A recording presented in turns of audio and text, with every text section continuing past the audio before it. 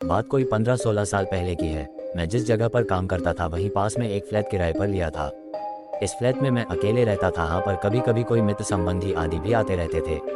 इस फ्लैट में एक बड़ा सा हॉल था और इसी हॉल से संबंध एक बाथरूम और रसोई घर। एक छोटे से परिवार के लिए यह फ्लैट बहुत ही अच्छा था और सबसे खास बात इस फ्लैट की यह थी कि यह पूरी तरह से खुला खुला था। मैं आपको बता दूं कि इस फ्लैट का हॉल बहुत बड़ा था और इसके पिछले छोर पर शीशे जड़े दरवाजे लगे थे जिसे आप आसानी से खोल सकते थे।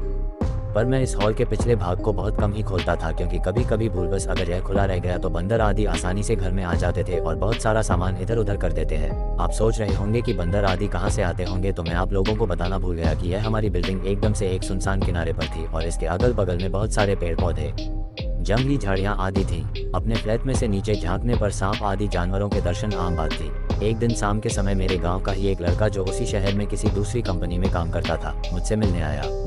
मैंने उससे कहा कि आज तुम यहीं रुक जाओ और सुबह यहीं से ड्यूटी चले जाना, पर वो बोला कि मेरी ड्यूटी सुबह 7 बजे से होती है इसलिए मुझे 5 बजे जगना पड़ेगा और आप तो 7-8 बजे तक सोए रहते हैं, तो कहीं मैं भी सोया रह गया तो मेरी ड्यूटी नहीं हो पाएगी। इस पर मैंने कहा कि कोई बात नहीं, एक काम करते हैं, 4 बजे सुबह का अलार्म लगा देते हैं और तुम जल्दी से जागकर अपने लिए टिफिन भी बना लेना, पर हाँ एक काम करना, मुझे मत जगाना। इसके बाद वो रहने को तैयार हो गया। रात को खा पी कर लगभग 11:30 तक हम लोग सो गए। हम दोनों हॉल में ही सोए थे। मैं खाट पर सोया था और वह लड़का लगभग मेरे से 2 मीटर की दूरी पर चटाई बिछाकर नीचे ही सोया था। एक बात और, रात को सोते समय भी मैं हॉल में 0 वॉट का बल्ब जलाकर रखता था। अचानक लगभग रात के 2 बजे मेरी नींद खुली। यहाँ मैं आप लोगों को बता दूं कि वास्तव में मेरी नींद खुल गई थी, पर मैं लेटे लेटे ही मेरी नज़र किचन के दरवाजे की ओर चली गई। मैं क्या देखता हूँ कि एक व्यक्ति किचन का दरवाजा खोलकर अंदर गया और मैं कुछ बोलूँ उससे पहले ही फिर से किचन का दरवाजा धीरे धीरे बंद हो गया। मुझे इसमें कोई हैरानी नहीं हुई क्योंकि मुझे पता था कि गांव वाला लड़का ड्यूटी के लिए लेट ना हो इस चक्कर में जल्दी जग गया होगा। बिना गांव वाले बच्चे की ओर देखे ही ये सब बातें मेरे दिमाग में उठ रही थी। पर अरे यह क्या, फिर से अचानक किचन का दरवाजा खुला और उसमें से एक आदमी निकलकर बाथरूम में घुसा और फिर से बाथरूम का दरवाजा बंद हो गया। अब तो मुझे थोड़ा गुस्सा भी आया और चूंकि वह गांव का लड़का रिश्ते में मेरा लड़का लगता है इसलिए मैंने घड़ी देखी और उसके बिस्तर की ओर देखकर गाली देते हुए बोला कि बेटे अभी तो 3 भी नहीं बजा है और तू जगकर खटापटा शुरू कर दिया।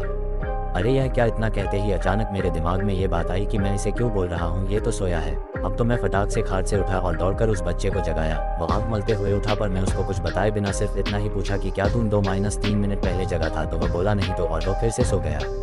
अब मेरे समझ में कुछ भी नहीं आ रहा था। मैंने हॉल में लगे ट्यूब को भी जला दिया था। अब पूरे हॉल में पूरा प्रकाश था और मेरी नज़रें अब कभी बाथरूम के दरवाजे पर तो कभी किचन के दरवाजे पर थी, पर किचन और बाथरूम के दरवाजे अब पूरी तरह से बंद थे। अब मैं हिम्मत करके उठा और धीरे से जाकर बाथरूम का दरवाजा खोला।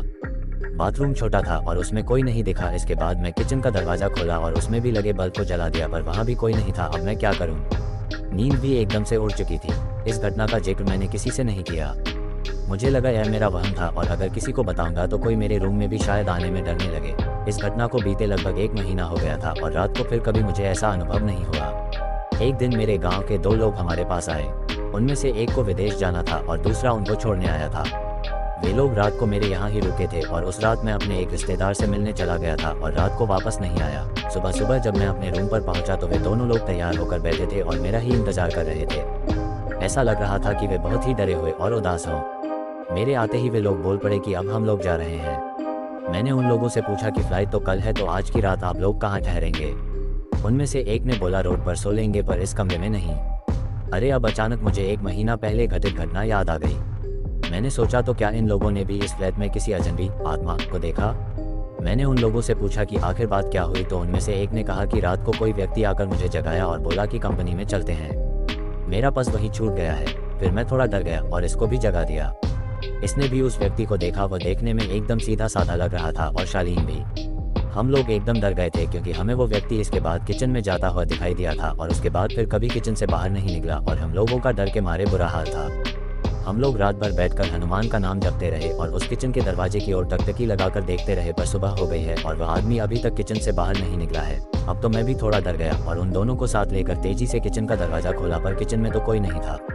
हाँ, पर किचन में गौर से छानबीन करने के बाद हमने पाया कि कुछ तो गड़बड़ है। जी हाँ, दरअसल फ्रिज खोलने के बाद हमने देखा कि फ्रिज में लगभग जो 1 किलो टमाटर रखे हुए थे वे गायब थे और टमाटर के कुछ बीज, रस आदि वहीं नीचे गिरे हुए थे और इसके साथ ही किचन में एक अजीब गंध फैली हुई थी।